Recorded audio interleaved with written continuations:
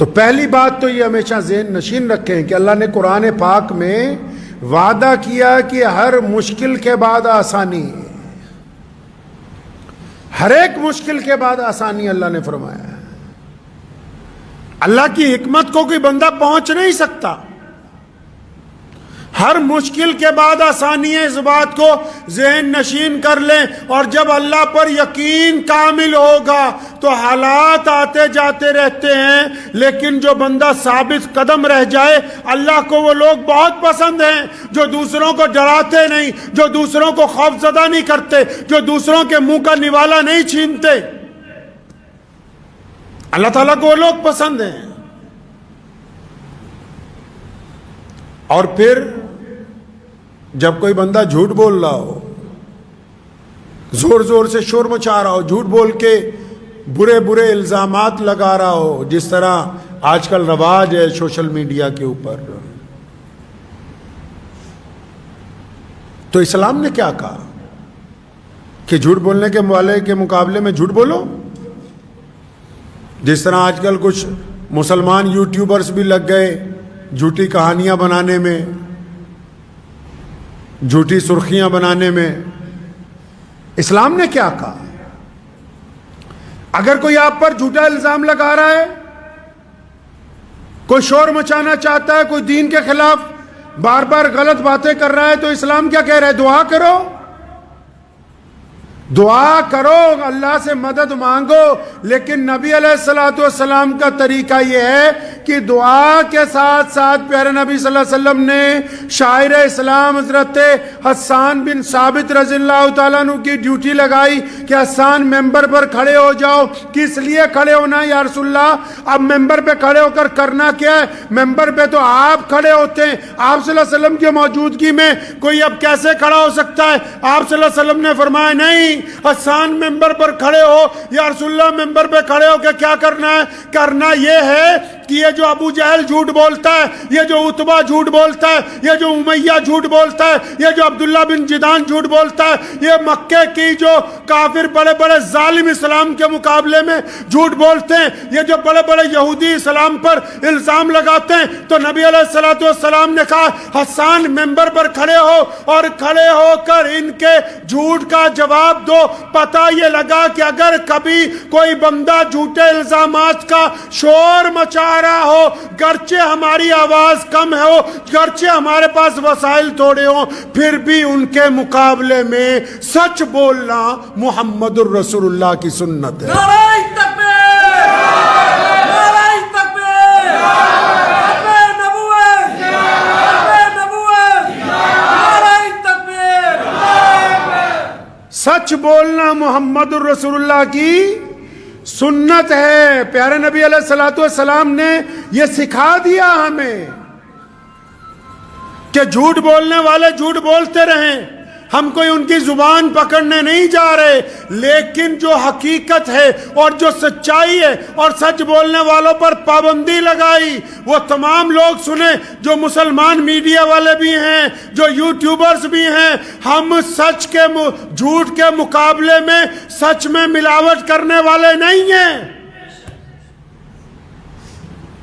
ہم جھوٹ کے مقابلے میں جھوٹ بولنے والے نہیں۔ جو حقیقت ہوگی اس کو بیان کیا جائے گا۔ اسلام نے جو نظام عدل کا طے کیا، اس کا اصول یہ ہے کہ قصور اگر اپنا کا ہوگا تو اپنوں کو قصوروار بتایا جائے گا، قصور اگر پرایوں کا ہوگا تو پرایوں کو قصوروار بتایا جائے گا۔ سچ جھوٹ کے مقابلے میں سچ کے اندر ملاوٹ نہیں کی جا سکتی ہے۔ یہ نبی علیہ السلام کی سنت ہے۔ اسلام بہترین دین ہے۔ اسلام نے ہر دور کے قانون، ہر دور کے قاعدے، ہر ایک طرح کے حالات کا بتایا کہ کرنا کیا ہے۔ ایسا تو نہیں ناممکن ہو سکتا کہ کوئی مریض آ جائے آپ کے پاس اور اس کی حالت بڑی خراب ہو اور ڈاکٹر صاحب بیٹھے، نہیں دوائی میں بعد میں دوں گا، پہلے میں اس کو دم کرتا ہوں۔ تو وہ کون سا ڈاکٹر ہوا؟ امت کو ضرورت ہے حوصلے کی، عزم کی، صبر کی، استقامت کی، کندھے سے کندھا ملانے کی، نفاق کو دور کرنے کی۔ نا اتفاقی کو ختم کرنے کی، تعلیمی طور پر، معاشی طور پر لوگوں کا ساتھ دینے کی۔ اب وہ تمام اگر امور کو چھوڑ دیا جائے اور صرف یہ سمجھا جائے کہ اکیلی عبادات کے بل کے اوپر ہم آگے بڑھیں گے، نہیں، پیارے نبی صلی اللہ تعالی وسلم نے طریقے واضح فرمائے کہ کس وقت میں کیا کام امت مسلمہ کو کرنا ہے۔ اور جو ظلم کرنے والی طاقتیں ہوتی نا،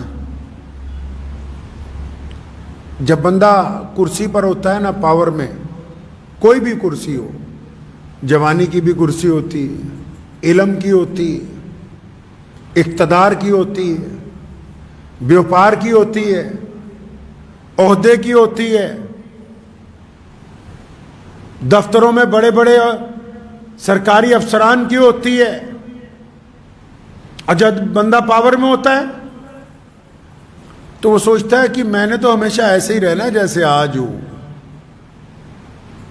بندہ سوچتا ہے کہ بس ایسے ہی رہے گا سب کچھ، اور اس بندے کو راضی کرنے کے لیے اس کے جو ماتحت ہوتے ہیں وہ ہر جائز ناجائز کام کو کہتے ہیں کہ جناب آپ جو کہہ رہے ہیں وہی اچھا ہے، حکمرانوں کو خراب کون کرتا ہے۔ ایک بہت مشہور حکایت ہے، ایک بادشاہ صبح کو نکلا سیر کے لیے تو سبزی منڈی میں چلا گیا، تو تمام سبزیاں وہ دیکھ رہا تھا تو بینگن پڑا ہوا تھا، تو اس نے جب بینگن کو دیکھا تو اسے پسند آیا، تو اس نے جب بینگن ایک ہاتھ میں اٹھایا تو اپنے وزیر کو کہنے لگا دیکھو یہ کتنی اچھی سبزی لگ رہی ہے۔ کہتا جناب یہ تو بہت پیاری سبزی ہے، اس کا رنگ دیکھیے کتنا پیارا ہے، اور دیکھیے اس کے سر پہ تاج لگا ہوا ہے، کتنی پیاری سبزی ہے یہ، اس کے موٹا دیکھیے کیسا ہے، گول مٹول ہے۔ اس نے وزیر نے بادشاہ کو خوش کرنے کے لیے 200 تعریفیں اس بینگن کی کر دی۔ کچھ مہینے گزرے، بادشاہ پھر منڈی کی طرف گزرا، پھر بینگن پہ نگاہ پڑی تو بھول گیا بادشاہ کی مجھے پسند تھا۔ اس نے اٹھایا وزیر کو، کہتا یار یہ کیسی عجیب سی سبزی ہے۔ کہتا جناب بالکل بھدا سا ہے، یہ سر کے اوپر پونچھ لگی ہوئی ہے، بالکل ہی بیکار ہے، دیکھو تو صحیح، نہ اس کا سر ہے نہ پیر ہے۔ تو پتہ یہ لگا کہ بادشاہوں کو خراب کرنے والے ان کے مشیر ہوتے ہیں۔ اس ضمن میں ایک بڑا خوبصورت واقعہ صحابہ کرام رضی اللہ تعالیٰ اجمعین کی جماعت میں سے بھی نظر آتا ہے، جب سیدنا عثمان رضی اللہ تعالیٰ عنہ کے دور میں اور پھر سیدنا علی مرتضیٰ رضی اللہ تعالیٰ عنہ کے دور میں کئی جگہ بغاوتیں ہوئی نا، تو جو ان کے ہم اثر دوست تھے وہ گئے، انہوں نے جا کے کہا خلفائے راشدین سے، ان حضرات سے الگ الگ وقت میں، کہ ابو بکر اور عمر کے دور میں تو ایسے ایسے فتح ہوئی، آپ کے دور میں فلاں فلاں جگہ بغاوت ہوئی۔ بڑی خوبصورت بات مولا علی رضی اللہ تعالیٰ عنہ نے فرمائی تھی، فرمایا وہ جو پہلے خلیفہ گزر گئے نا ان کے مشیر ہم تھے اور ہمارے مشیر تم جیسے لوگ ہیں۔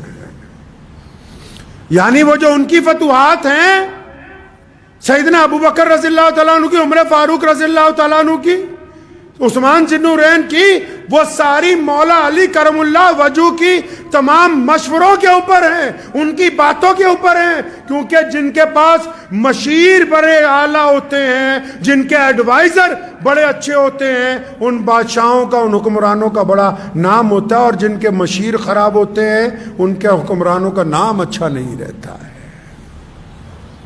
تو یہ ضروری نہیں ہے کہ ہم اقتدار میں جہاں بیٹھے ہیں، ہم سے پہلے پتہ نہیں کون بیٹھا ہوگا یہاں پر۔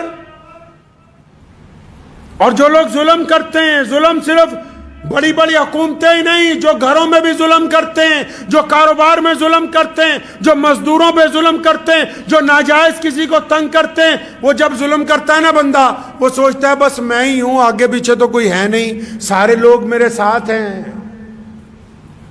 تو پھر آج کل تو یوٹیوب کا دور ہے نا، نکالیے گا بہت سارے واقعات ایسے ملتے ہیں۔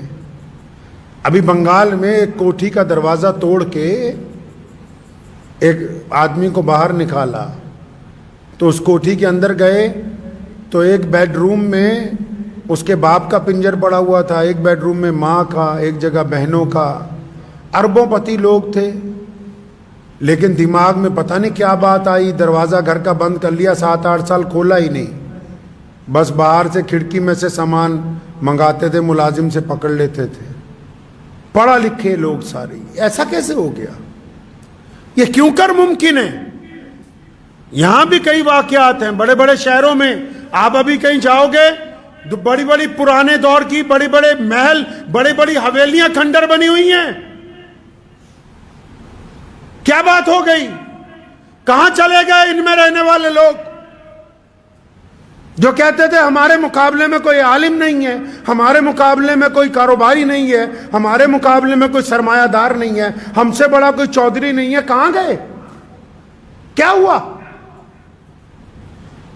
پیارے نبی حضرت محمد رسول اللہ صلی اللہ علیہ وسلم کی اگر تعلیمات کو پڑھتے ہیں تو نبی علیہ السلام نے اس کی وجہ بیان کی. یہاں محالی میں ایک کوٹھی کو توڑ کے ابھی ایک صاحب کو باہر نکالا. دونوں بھائی بہن, والد والدہ, سارے کے سارے بڑے بڑے افسر ریٹائر ہوئے اور گندگی میں رہ رہے ہیں. کوٹھی بھی کروڑوں روپے کی. وہ جو سوسائٹیاں انسانوں کو سنبھالتی ہیں جن کے دماغ چل جاتے ہیں, انہوں نے دروازے توڑ کے بڑی مشکل سے نکالا. کیا ہو گیا بھائی ان کو؟ کیا ہوا؟ ان کا کیا قصور ہے؟ پیارے نبی علیہ الصلوۃ والسلام نے وجہ بیان کی.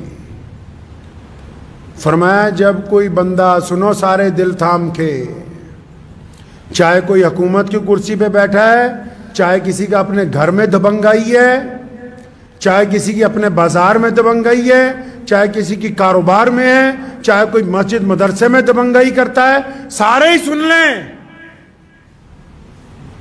صرف یہ نہیں کہ حکومتیں سارے ہی, جس کو اللہ نے جتنی خدائی کا حصہ دیا ہے,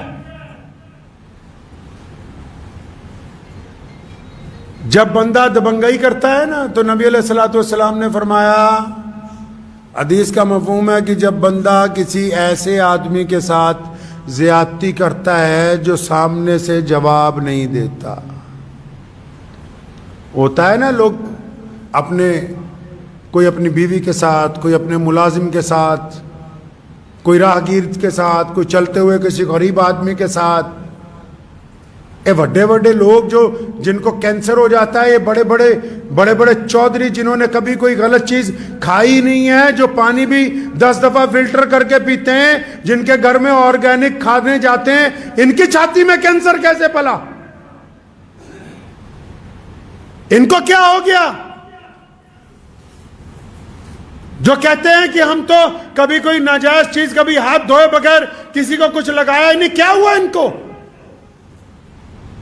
سنو نبی علیہ الصلوۃ والسلام نے فرمایا, پیارے پیغمبر نے کہا کہ جب کوئی بندہ کسی ایسے بندے پر ظلم کرتا ہے جو آگے سے بولتا نہیں ہے,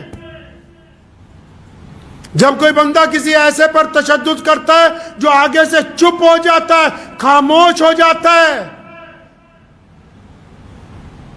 آگے سے کوئی بولتا ہی نہیں, چاہے وہ بیوی ہو, چاہے وہ پڑوسی ہو, چاہے وہ دیندار لوگ ہوں, چاہے وہ بددین لوگ ہوں, چاہے وہ مسلمان ہو, چاہے وہ غیر مسلم ہو.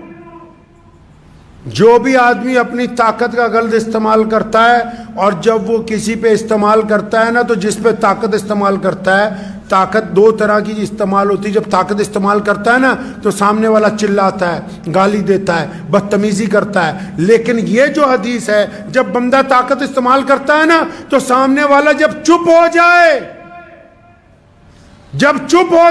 ڈر جائے, سہم جائے, خاموش ہو جائے, تو پھر فرشتے اللہ کے پاس جاتے ہیں کہ اللہ وہ تیرا فلاں بندہ, یہ جو گنڈا بنا ہوا ہے, تیرا فلاں بندی وہ جو ظلم کر رہی ہے, یا اللہ جس پر تشدد ہوا وہ سامنے والا چپ ہو گیا ہے, بولتا نہیں ہے, ڈر گیا ہے. اس لیے ڈر گیا ہے, وہ سمجھتا ہے کہ بولوں گا تو تھپڑ نہ مار دے, بولوں گا تو قتل نہ کر دے, بولوں گا تو مجھے تشدد کا نشانہ نہ بنائے, بولوں گا تو میری بے عزتی نہ کرے. جب گنڈا بندہ دبنگائی کرتا ہے نا کسی ایسے بندے پر جو اتنا مظلوم ہوتا ہے, اتنا وقت کا مارا ہوا ہوتا ہے نا, چپ ہی ہو جاتا ہے, بالکل خاموش ہو جاتا ہے نا, فرشتے حق تعالیٰ کو کہتے ہیں کہ الہی, اے رب العالمین, تیرا فلاں بندہ تو بالکل چپ ہو گیا, بالکل خاموش ہو گیا, ڈر گیا. سنو پھر کہاں سے کام خراب ہوتا ہے ظلم کرنے والے کا. جب ظلم سہنے والا بالکل چپ ہو جاتا ہے تو رب جس نے یہ دنیا بنائی، وہ الہ جو کائنات کا مالک ہے، وہ دنیا کے لوگ جس کو ایشور کہتے ہیں، جس کو ہم اکال پرکھ کہتے ہیں، وہ خدا جو تمام کائنات کا پالنہار ہے، جب بندہ چپ ہو جاتا ہے نا، پھر اللہ فرشتوں کو کہتے ہیں اچھا وہ سامنے والا میرا بندہ گھبرا گیا، سہم گیا، ڈر گیا، چپ ہو گیا، تو اچھا اٹھاؤ قلم، لکھو اب جو یہ ڈر گیا ہے اس کی طرف سے بدلہ اس کا رب لے گا. اور جب رب بدلہ لینے پہ آتا ہے بندے کی مت مار دیتا ہے، دنیا کی کوئی طاقت پھر اس کا ساتھ نہیں دیتی ہے. انسان کی مت مار دیتا ہے خدا، پھر چنگی کوٹھیاں ویران ہو جاتی ہیں، کاروبار اجڑ جاتے ہیں، جوانیاں برباد ہو جاتی ہیں، جسم میں روگ پیدا ہو جاتے ہیں. یہ ایسے نہیں ہوتے، یہ ظلم کی وجہ سے ہوتے ہیں، یہ ناک ستانے کی وجہ سے ہوتے ہیں، کسی کا ناک مال دبانے کی وجہ سے ہوتے ہیں، کسی کی ناک جائیداد پہ قبضے کی وجہ سے ہوتے ہیں. یہ کیا سمجھتا ہے کہ میں نے تو کوئی غلط چیز کھائی نہیں، میں کیسے بیمار ہو گیا؟ ارے جن پر ظلم کیا، مظلوم کی آہ میں اور اللہ کے درمیان کوئی پردہ ہے ہی نہیں. اس لیے ذہن نشین کر لیجئے اس بات کو کہ پریشانی کے دور میں صرف دعا نہیں ہے، دعا کے ساتھ حوصلہ بھی ہے، دعا کے ساتھ ہمت بھی ہے، دعا کے ساتھ ایک دوسروں کا ساتھ بھی ہے، دعا کے ساتھ سچ بولنا بھی شامل ہے، دعا کے ساتھ ظالم کے سامنے گردن اٹھا کے کھڑے ہونا بھی شامل ہے، دعا کے ساتھ بھوکے کو کھانا کھلانا بھی شامل ہے. عبادات اس وقت تک کامل نہیں ہو سکتی جب تک عملی طور پر بندہ محمد رسول اللہ صلی اللہ علیہ وسلم کے احکامات کی تکمیل نہ کر دے، اس وقت تک عبادات قبول نہیں ہو سکتی. تو دعا کریں اللہ تعالیٰ مجھے اور آپ سب کو ان باتوں پہ عمل کی توفیق عطا فرمائے. کریں گے کوشش انشاءاللہ؟ ہاں بالکل. اور جو لوگ سوشل میڈیا کے ذریعے کسی کو ڈرانا چاہتے ہیں، سوشل میڈیا کے ذریعے غلط خبریں پوسٹ کرتے ہیں، سوشل میڈیا کے ذریعے کچھ ایسی چیزیں دوسروں کو بھیجتے ہیں کہ اگلا پریشان ہو جائے، سہم جائے، جن کا منشا یہ ہے کہ وہ دوسروں کو ڈرانا چاہتے ہیں، جب یہ وقت کی لاٹھی پڑے گی تو وہ خود خوف زدہ ہو جائیں گے. اس لیے ہم لوگوں کو ڈرانے والوں کے اندر حصے دار نہ بنیں، لوگوں کی ہمت بندھانے کے اندر حصے دار بنے. وآخر دعوانا ان الحمدللہ رب العالمین.